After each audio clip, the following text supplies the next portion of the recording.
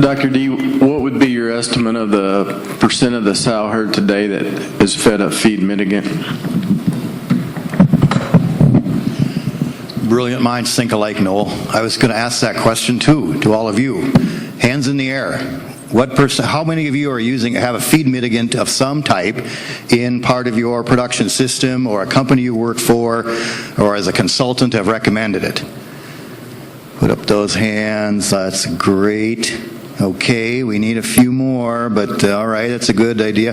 How about those that are using a responsible imports-like approach to ingredients, like we talked about? Some type of, okay. All right, looks like some of the same folks doing both things. That's good and bad. We got to get more people applying those techniques, but thanks to the ones that have already taken the advantage of the opportunity and been proactive. So thanks, Noel. Yeah, but think about the progress that's been made in the last year just for those hands coming up. That's so cool. Keep that, Scott, just so you can pass it back and forth. Next question. There's one right here.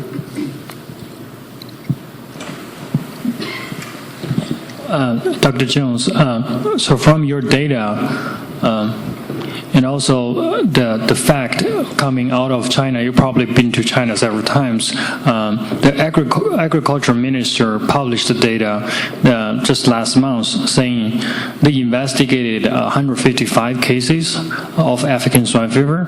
None of one cases was feed related. About 40% was related to the truck. Another 40% was related to the soil feeding, and about 20% is related to the human. So can I interpret that data, for African swine fever, feed itself is actually pretty safe compared to other, things? Ooh, that's a loaded question for me, because I don't know if any of us believe that anything is actually safe in many contexts. And so, but I agree with you that we need to be emphasizing a number of different aspects. And so it can, I sometimes run into entities and companies where a lot of the emphasis has been placed on the ingredients, which certainly there is ingredient risk associated with it. And as we're looking at what are options of entry, certainly as an ASF negative country, that's a concern for us currently. However, as we look at kind of the global risk of all of the things that could be entering and what we can do on soil to prevent that transmission, I'm not entirely sure if feed or ingredients are going to be the thing that brings in ASF. They could, and that's why we have all the voluntary importer programs in place. However, you're exactly right that there is certainly much more potential for it to come in from illegally imported pork products, to go in through Mexico and come up through the feral pig population, that we know that there are bigger risks out there outside of feed. However, based on the modeling of Megan's data and the survivability that both Megan and Scott have demonstrated of ASF in feed and ingredients, we know that if they get contaminated, that can be a very quick and direct source of contamination because of the way that we move and deliver feed. But certainly with PEDV, which is the closest thing we can draw back on, we saw a lot of cases where we would have a negative PEDV ingredient, but yet from an epidemiological perspective, we can have links to that feed. Now, was it the delivery of the feed? Was it the contaminated feed stuff itself? It's been really hard to nail down, but I think we have to look at the global risk and include the biosecurity around the delivery of that to us, not just the ingredient in the feed itself. Just for the sake of commenting on that, I'm highly reluctant to believe that information. There's that also. Hi, thanks everybody for all your great work. We really appreciate it. And I think I would just say, when it comes to outbreaks and what some of those conclusions can be, where feed ingredients or feed are not implicated, I think we have to say that it's always a low prevalence event, right? And we do a lot of outbreak investigations, as many of us do. It's very hard to find a smoking gun. Usually outbreak investigations, they identify weaknesses and we try to make improvements, but it's not always really easy to show what the actual cause was. And so I think that, especially with a low prevalence event, after an outbreak, it's very hard to go back and actually show that maybe there was a couple bites full of feed that entered a herd that were infected, right, retrospectively. So, and I guess I would just say a comment from the European perspective now, where I'm working, is that I think we import a lot of ingredients, and it would be really nice to see the volume and the supply chain into Europe from many ASF-infected countries, and that are happening right now. And any of the outbreaks we've had, like in Belgium or Czech Republic, I don't think they've been in feral swine, and I don't think that all the domestic herds that receive potentially infected ingredients from areas of concern. Obviously we haven't had any outbreaks pointing the finger to ingredients. So that's an interesting, I think, perspective, is that we have a great volume of ingredients coming from areas of concern. And so it might be, it doesn't mean it's not a risk. But I would say, from my perspective, once it's in a country where there's a great deal of potential for cross-contamination and there's an outbreak occurring, I think the likelihood of feed a transmission becomes even greater because of the largely contaminated infrastructure. And so my comment would be is that I think a lot of the work you're doing, although we're trying to keep it out of North America and the Western Hemisphere in general, is just that this is also extremely important for biocontainment if and when it does enter, because to get it under control, I think that's what happened with PDV, is that there was some spreading with PDV, and before we identified feed as a concern, this was probably spread a little bit. And so I think it'll be a great benefit if and when there is a case as well, not only for preventing entry but for biocontainment. So just wanted to make those comments. Yep. Thanks, Paul. No, I don't know. I can talk loud enough. I might not need this. I appreciate your comments, and in fact, from the perspective of we don't know what we don't know, and how do we interpret a negative, that's been something that continues to be a highlight of our research, and one of the most challenging areas I've ever encountered. To give you a little bit of insight into it, on our feed diagnostic work with ASF, we're running about a 40 to 60% false negative rate in spiked samples in feed and ingredients. And so it's become a very big challenge for us to get the sample preparation and extraction and detection capabilities squared away, because they change for each ingredient. And so that runs us into false negatives. And anecdotally, we've heard from labs that are testing ingredients and feed in ASF endemic countries that those rates aren't that abnormal. And so what does a negative mean? We have to be careful about how we interpret that. And I think that the PASIC paper is case in point, where they failed to demonstrate infectivity with a feed ingredient. However, that does not necessarily mean that the feed ingredient was not associated with it. And so I think we have to be careful about, as an industry, jumping conclusions when we get a negative. We know what a positive means. We don't know what a negative means.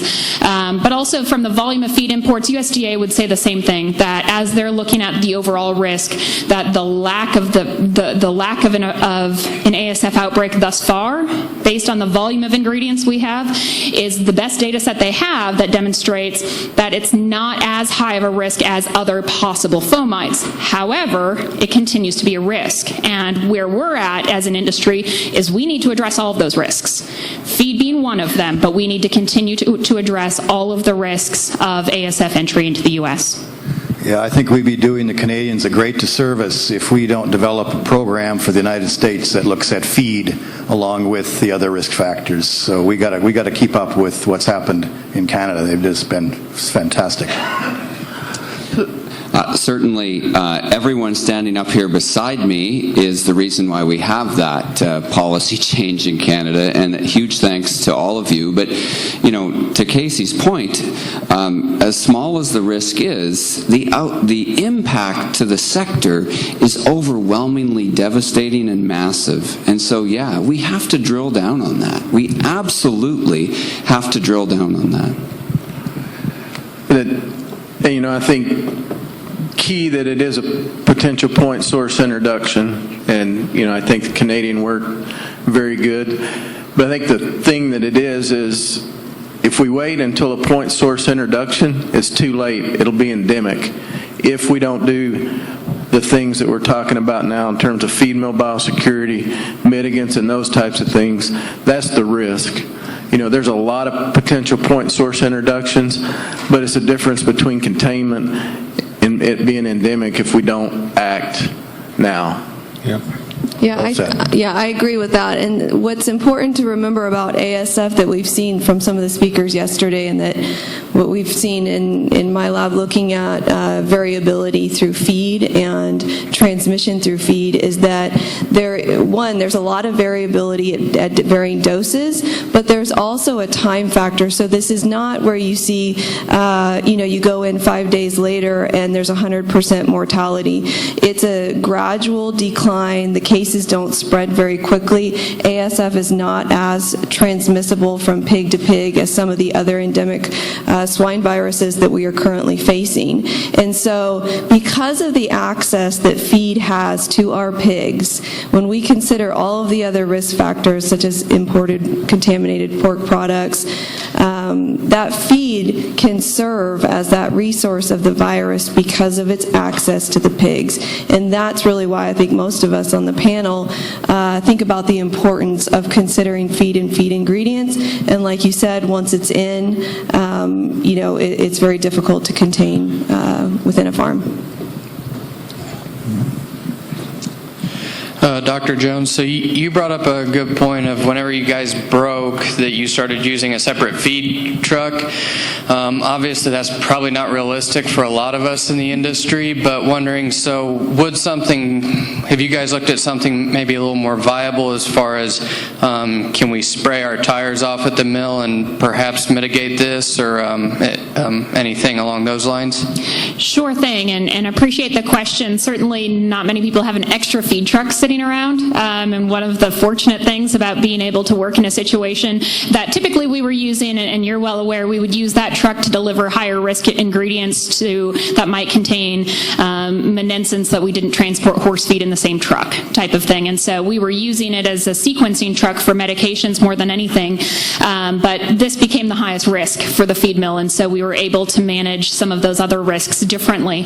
But as we look at other options for different types of programs and systems, we know that externally decontaminating the truck itself can be very effective. Again, I think a lot of Dr. Greiner's early work demonstrating foot pedals in trucks as a potential source of contamination, vehicle tires, the outside of those trucks, we can certainly decontaminate it. However, it can get pretty expensive, and we can get fatigue in doing that, in doing it consistently. And so what else can we do? And so are there ways that we can prevent, or at least in a high-risk situation, limit the amount of times that the same driver goes from one farm to another, and the feed mill, and crawls up and is wearing booties up and down, and actually using those booties properly. And so we've looked at, can we extend conveyors to different bins so that they can load across those same feed lines depending upon where the perimeter fence is located to the barn and where the bin is located geographically from that. And so I think those are the exact types of questions that I encourage you to start thinking about as systems. What are the things that we can be implementing, from extending conveyors, from creating delivery routes through farms so that we're not cross-trafficking, or there's limited cross-traffic back and forth, that it's pretty situation dependent, but those are things that we can start monitoring with environmental monitoring now before an outbreak occurs, so that if there's an outbreak, regardless if it's from the mill to the farm or from the farm back to the mill, that we don't have contamination going in either of those directions. Okay, so folks, these guys all stayed on time. My commitment to you is to stay on time. And so that means I've got a minute left, and we're going to stop this now. Would you please help me again thank these folks for their good work and being part of this.